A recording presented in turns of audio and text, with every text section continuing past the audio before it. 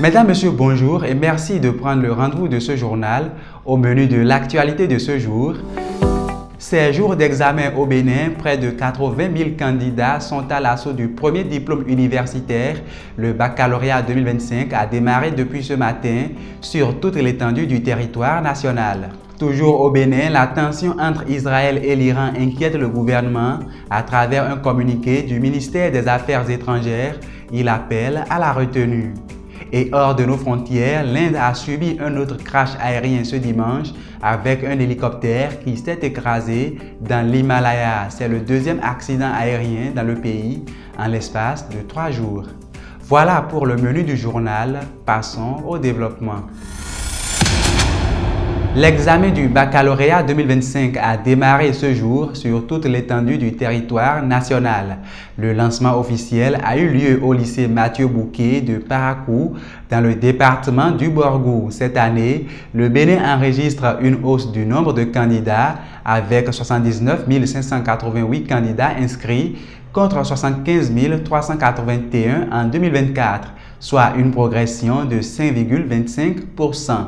La participation féminine est également en nette amélioration, soit plus de 35 000 filles enregistrées contre 32 000 l'an dernier. Les épreuves se déroulent dans 140 centres d'examen à travers le pays. Les candidats ont ouvert le bal ce matin avec l'épreuve de français commune à la majorité des séries.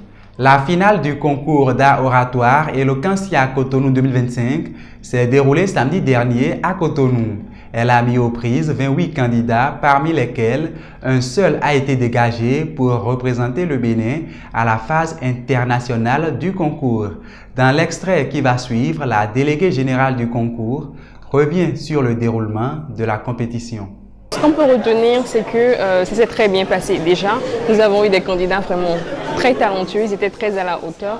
Et il faut dire que le parcours a été très enrichissant et qu'ils ont surtout mis en pratique tous les conseils qui leur ont été prodigués dès les tout premiers tours. La qualité des prestations de ce soir en témoigne et puis je peux dire que Eloquentia Cotonou saison 2 s'est très bien passé et puis ça donne le temps pour les saisons prochaines qui seront encore meilleures. Eloquentia, c'est le plus grand concours francophone de prise de parole en public. Et notre siège est en France. Et nous avons des antennes qui sont un peu partout dans le monde, d'où l'antenne de Cotonou. Le principe de ce concours, c'est que chaque antenne à son niveau élit son représentant. Donc il y a les phases nationales ou les phases par antenne qui se font dans chaque antenne.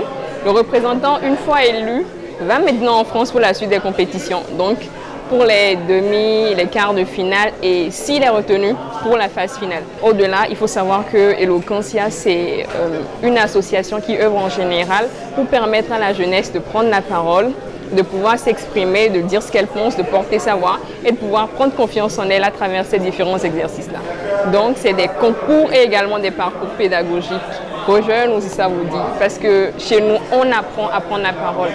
Ce n'est pas forcément une preuve d'éloquence qui se fait à chaque concours, mais c'est déjà le pas de pouvoir surmonter ses peurs et de prendre la parole qui se pose. Et c'est ça le plus important chez nous. Et le lauréat de cette deuxième édition du concours est Jano Soou. Il est slameur et est arrivé à la première place après la délibération du jury.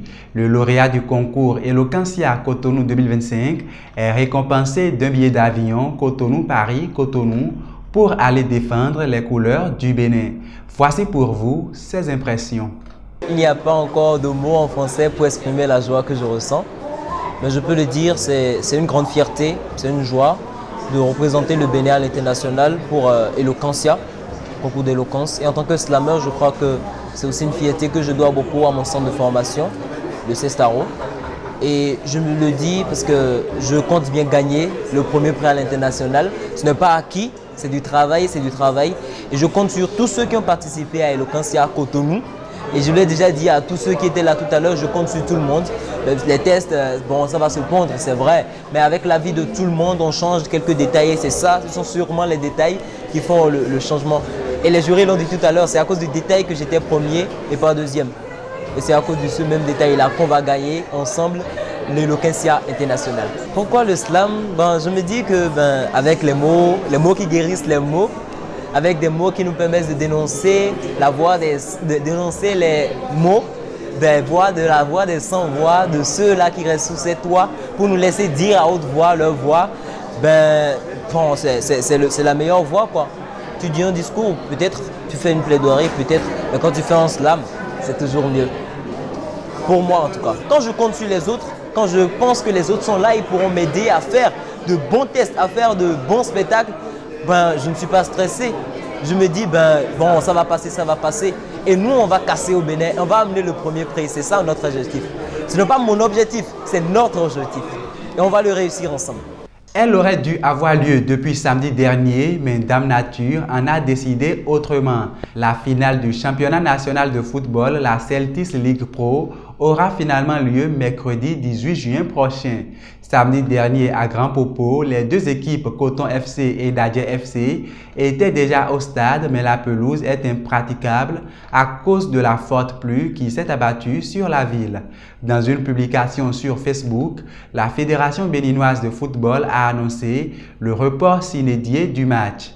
Hier dimanche, des discrétions nous apprennent que l'instance fêtière du football béninois a adressé une correspondance aux deux clubs pour leur signifier que le match aura lieu mercredi prochain, toujours à Grand Popo. Je l'annonçais il y a un instant, face à l'escalade de tensions entre l'Iran et Israël, le gouvernement béninois a réagi à travers un communiqué publié ce dimanche. Cotonou exprime son inquiétude face à la détérioration de la situation au Moyen-Orient et appelle les parties concernées à faire preuve de retenue. Le Bénin insiste sur l'urgence d'un retour au dialogue pour éviter une spirale incontrôlable de confrontation. Le gouvernement béninois invite également les partenaires influents de la région à intensifier leurs efforts pour un apaisement des tensions. Et hors du Bénin à présent, en Côte d'Ivoire, des milliers de sympathisants du PDCI ont manifesté ce week-end dans la commune de Cocody pour réclamer la réintégration de leur leader Tidjane Thiam sur la liste électorale. Le parti d'opposition demande également une nouvelle révision de la liste électorale et l'ouverture d'un dialogue politique. De son côté, le parti au pouvoir, le RHDP, a rejeté ces revendications qu'il qualifie de manœuvres dilatoires visant à empêcher la tenue de l'élection présidentielle prévue en octobre 2025. Triste, l'Inde est à nouveau éplorée après le crash aérien d'Ahmedabad jeudi dernier. C'est un autre accident qui plonge le pays dans un double deuil depuis hier. Un hélicoptère qui transportait des pèlerins hindous s'est écrasé au milieu de l'Himalaya ce dimanche. Le pilote et les 6 passagers, dont un bébé, sont tous morts. Selon les autorités, les conditions météorologiques seraient à la base de ce deuxième accident en 3 jours. Et c'est sur ces faits tragiques que nous mettons un terme à ce journal que je vous remercie d'avoir suivi. Retrouvez en direct sur votre télévision la grande édition du journal tous les jours à 13h, 16h, 20h, 23h, 3h et à 7h du matin. Vous pouvez aussi revoir cette édition sur notre site internet hc2tv.bj et sur l'ensemble de nos plateformes digitales. Portez-vous bien, agréable journée à tous et on se retrouve demain à la même heure pour un autre rendez-vous de l'actualité. À très vite.